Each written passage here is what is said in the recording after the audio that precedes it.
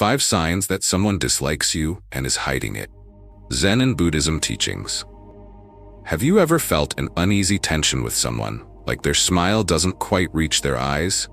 What if I told you there are subtle, undeniable signs that someone may not like you, but is hiding it? And what if these signs, rooted in ancient Buddhist teachings, could help you cultivate awareness, self-respect, and deeper connections? Stay with me as we uncover these truths and learn how to respond with grace and wisdom. Life is full of relationships, and not all of them are harmonious. While Buddhism emphasizes compassion and understanding, it also teaches us to recognize when others may harbor ill will, even if they don't express it openly. Identifying these subtle signs isn't about fostering suspicion, but about cultivating self-awareness and protecting your inner peace. In this video, we'll explore 5 signs that someone dislikes you but hides it, framed through the lens of Zen wisdom. We'll also discuss how to respond with mindfulness and detachment, ensuring you remain true to yourself without absorbing negativity. Section 1. They joke about your flaws. Buddhism teaches us that words are not just fleeting sounds, they carry energy, intention, and karma. When someone jokes about your flaws repeatedly, what seems like innocent humor often conceals deeper intentions. It's not uncommon for these jokes to chip away at your self-esteem, leaving you questioning your worth. Understanding this dynamic through Buddhist principles allows you to navigate such situations with clarity and wisdom. In a famous Zen story, a monk was ridiculed by his peers for being clumsy. Every day, they mocked him, calling attention to his awkward movements and frequent mishaps. At first, the monk felt hurt and humiliated, but rather than retaliating, he chose the path of mindfulness.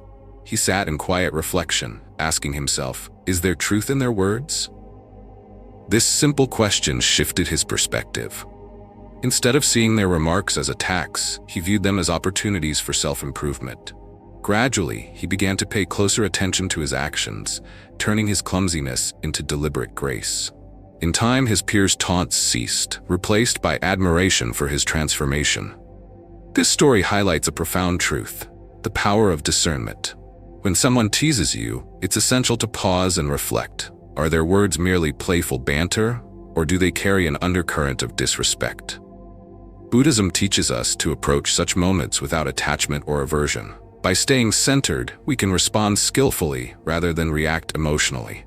Consider a coworker who frequently teases you about being disorganized. Perhaps they say, "Oh, you're always losing things," even as you've made strides to be more organized. It's easy to feel frustrated or defensive, but Buddhism encourages us to take a step back. Instead of letting their words define you, acknowledge them without attachment. A calm response like, "Thank you for pointing that out," can disarm their negativity and maintain your inner peace. Why does this matter? In Buddhism, the concept of right speech is a cornerstone of ethical living. Right speech involves speaking words that are truthful, kind, and beneficial. When others fail to practice this, it's an opportunity for you to embody these principles. Responding with kindness doesn't mean you accept their behavior. It means you choose not to mirror their negativity. Sometimes, repeated jokes about your flaws reveal more about the person making them than about you. Buddhism teaches that our words and actions are reflections of our inner state. A person who feels the need to belittle others may be grappling with their insecurities.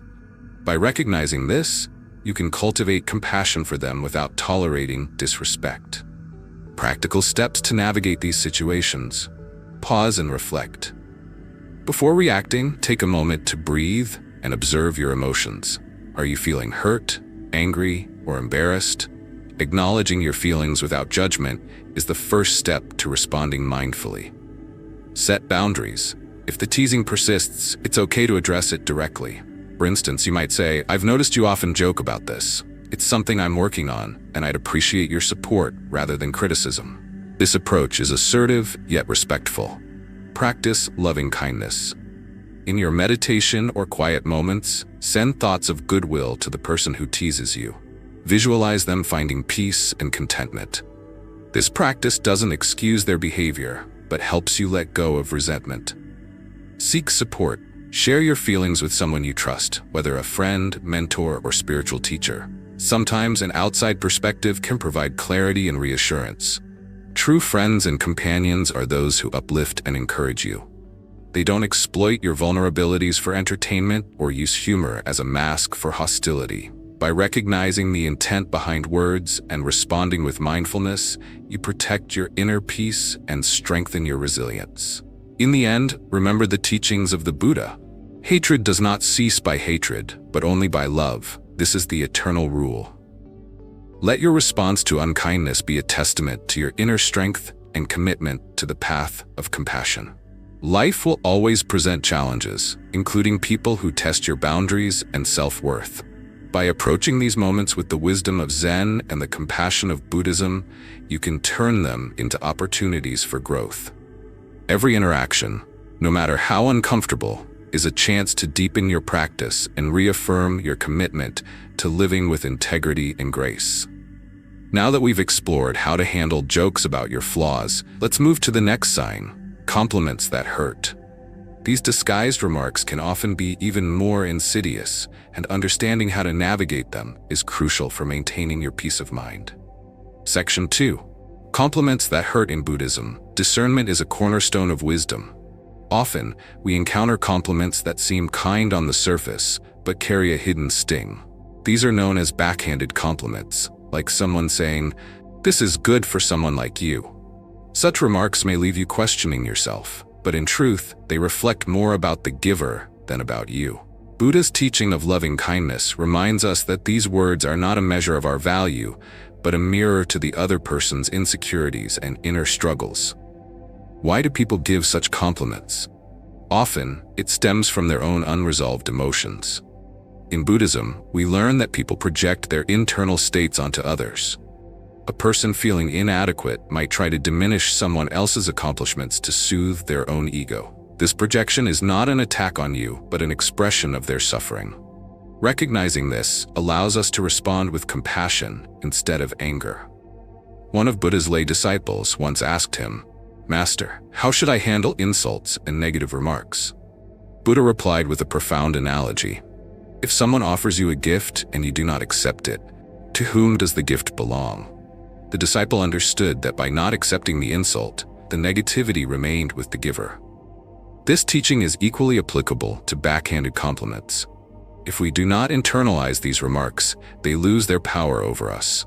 Imagine you've just finished a project you're proud of, and someone says, "You did well for someone who's just starting out." At first, it might sting, but pause and reflect. Is their comment rooted in truth, or is it an expression of their own fears? By seeing through their words, you free yourself from emotional turmoil. Instead of reacting defensively, approach such comments with curiosity and politeness. A simple response like, "Thank you for saying that. What do you mean by someone like me?" shifts the dynamic. It encourages the speaker to reflect on their words, often revealing their intent. This practice aligns with the Buddhist principle of right speech, engaging in dialogue that fosters understanding rather than conflict. The way we interpret and respond to words holds immense power.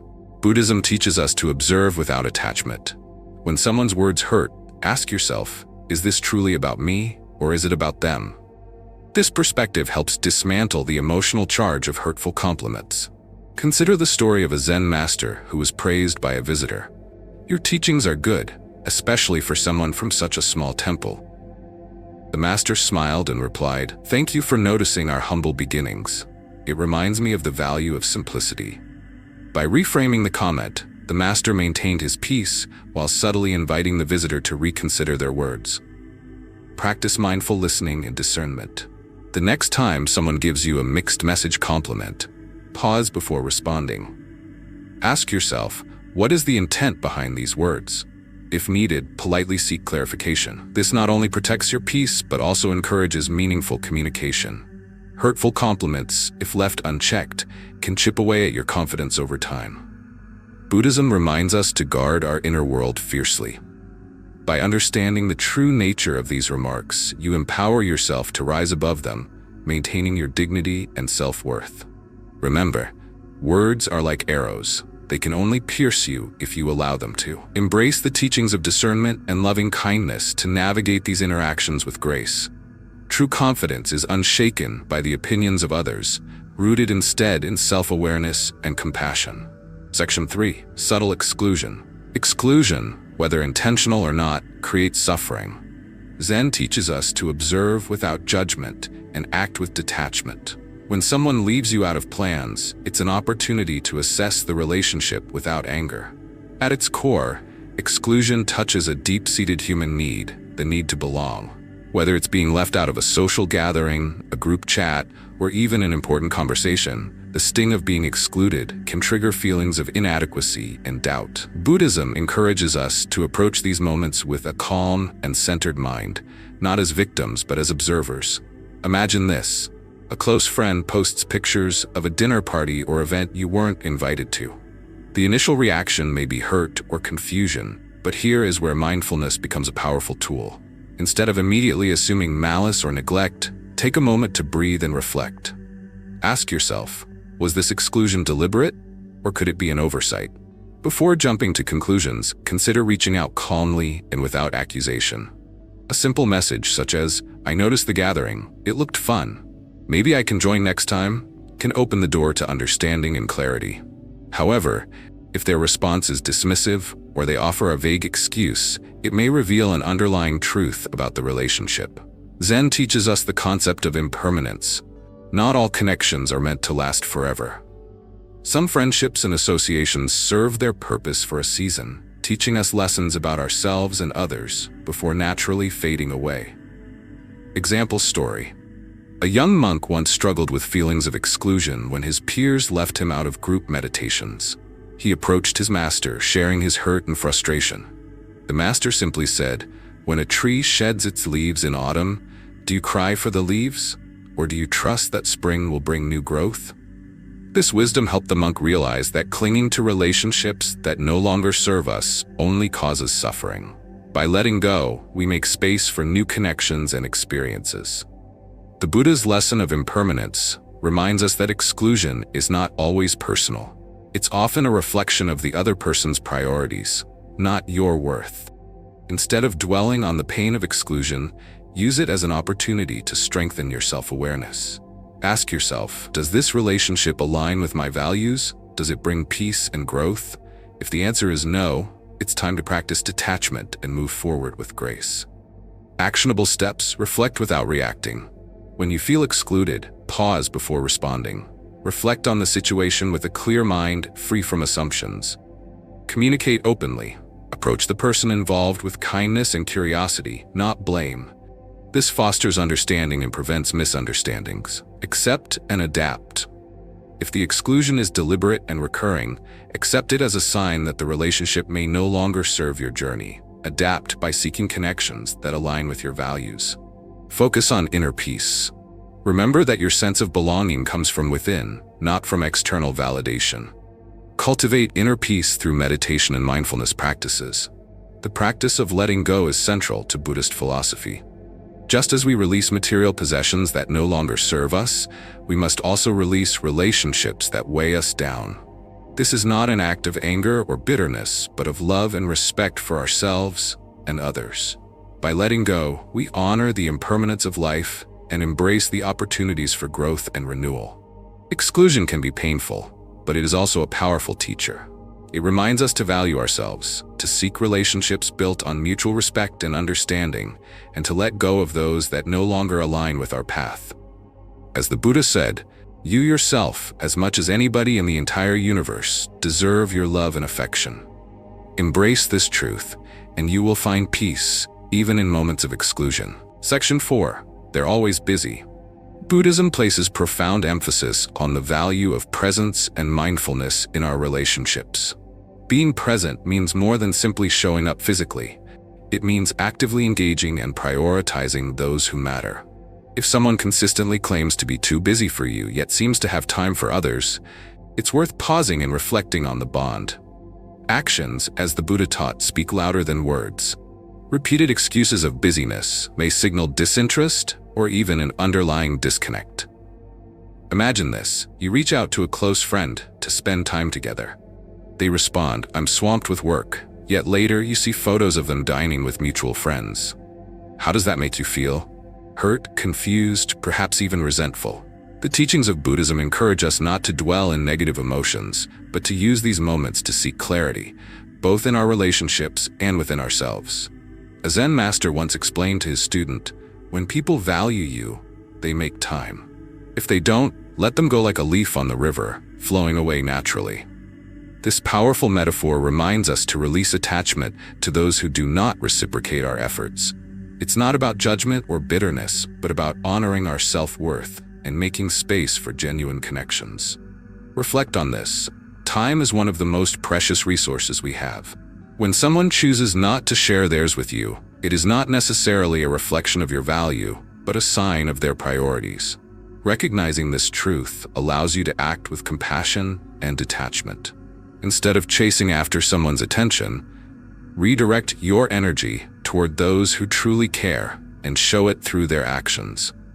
The next time someone claims they're too busy, observe their actions rather than their words. Are they consistently unavailable for you, but always present for others? If so, it's time to reassess. Invest your time in those who make an effort to be part of your life. Life is too short to be spent on one-sided relationships. A personal anecdote: I once had a friend who would often say, "I wish I had more time to catch up with you," but they never followed through. Initially, I made excuses for them, thinking they were genuinely overwhelmed. Over time, however, I noticed they always seemed to have time for others. This realization was painful, but it taught me a vital lesson. Rather than holding on to the frustration, I chose to let the friendship drift naturally, much like the leaf on the river. Surprisingly, this created space for new and more meaningful relationships in my life. Zen also teaches us about the impermanence of relationships. People change, priorities shift, and sometimes we outgrow connections. Accepting this without resistance is a form of liberation. It allows us to let go of what no longer serves our growth and focus on what truly matters. If you find yourself constantly feeling like an afterthought in someone's life, don't cling to the hope that things will change.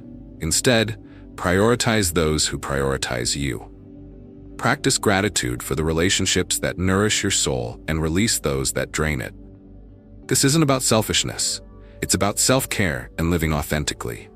In the end, the teachings of Buddhism guide us to approach relationships with mindfulness, compassion, and balance. Recognize when someone's busyness is a sign to realign your energy. By doing so, you honor yourself and create space for deeper, more fulfilling connections. Section 5. Lack of support in difficult times. Buddhism teaches the value of Sangha, the community that uplifts and supports us in times of need. True relationships reveal themselves during moments of hardship. When someone disappears during your most challenging times, it speaks volumes about their commitment to the bond you share. Imagine you're facing a personal crisis, perhaps a loss, a career setback, or a health scare. You reach out to someone you trust, hoping for comfort or guidance, only to be met with silence or excuses. They're too busy, dealing with their own issues, or promise to check in later, but never do. This absence can sting deeply, leaving you feeling abandoned and questioning the authenticity of the relationship. There's a well-known tale in Zen of a student who experienced profound loss. Distraught, he turned to his teacher and fellow monks. To his surprise, they didn't offer advice or platitudes. Instead, they simply sat with him in silence. Their presence alone was enough to provide solace. This act of silent companionship embodies the essence of true support, being there, even when words fail. Contrast this with fair-weather friends, those who enjoy your company when times are good, but vanish when life takes a difficult turn. Their absence is a reflection of their priorities, not your worth. As the Buddha taught, we must practice discernment, understanding that not everyone we call a friend shares the same depth of connection. Instead of harboring resentment toward those who fail to show up, view their absence as a lesson in discernment. Their behavior teaches you to value those who stand by you unconditionally. True compassion lies in recognizing who genuinely cares and letting go of expectations from those who do not. In my own journey, I have faced moments where I needed support but found myself alone. Initially, I felt hurt and betrayed. But with time and meditation, I realized these experiences were opportunities to grow stronger and more self-reliant. They also highlighted the importance of cherishing the few who were there for me, family, close friends, or even strangers who offered a kind word. How to respond? Acknowledge your feelings. It's natural to feel hurt when someone lets you down. Allow yourself to process these emotions without judgment. Focus on gratitude. Shift your energy toward appreciating those who do support you, no matter how small their gestures may seem. Practice letting go. Release any bitterness or resentment toward those who are absent. Clinging to anger only harms your inner peace. Cultivate a supportive community. Invest time in building connections with people who embody the values of Sangha, kindness, empathy, and mutual care. The Buddha often spoke of the impermanence of relationships. Not everyone is meant to walk the entire journey with you. Some come to teach lessons, others to provide support for a season. Understanding this can help you approach relationships with both appreciation and detachment. When someone fails to support you in difficult times, it's not necessarily a reflection of your worth but of their capacity. Use these moments as an opportunity to deepen your self-awareness and strengthen your bonds with those who truly care. As the saying goes in Zen, a strong tree does not grow in a sheltered grove, but on the open hillside, exposed to the wind. Your challenges shape you, and your community strengthens you. Choose both wisely. Life is a series of connections, some fleeting, others profound. By recognizing these 5 signs, you can protect your peace and focus on nurturing meaningful relationships. Remember, Buddhism teaches that you cannot control others, only your response to them. Choose compassion over resentment, detachment over attachment, and growth over stagnation. Just as a lotus blooms in muddy water, you can rise above negativity and thrive in wisdom and love. Surround yourself with those who lift you and let go of those who weigh you down. If this video resonated with you, take a moment to reflect on your relationships. Share your thoughts in the comments below, and don't forget to like and subscribe for more wisdom to guide your journey to inner peace.